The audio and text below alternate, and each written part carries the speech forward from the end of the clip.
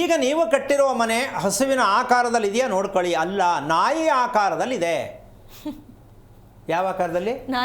ನಾಯಿ ಆಕಾರದಲ್ಲಿ ಇದೆ.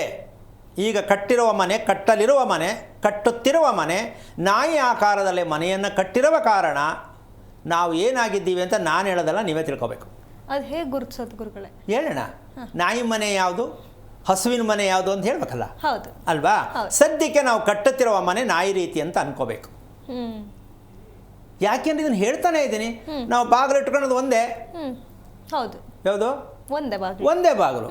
ಅದಕ್ಕೆ ಅದು ನಾಯಿ ಮನೆ. ಈಗ ಇದನ್ನು ನಾವು ಏನು ಅನ್ಕೊಂಡಿದ್ದೀವಿ? ನಾವೇನು ತಿಳ್ಕೊಂಡಿಲ್ಲ ಅದ್ರ ಬಗ್ಗೆ. ಹೌದು, ತಿಳ್ಕೊಂಡಿಲ್ಲ ಅಲ್ವಾ?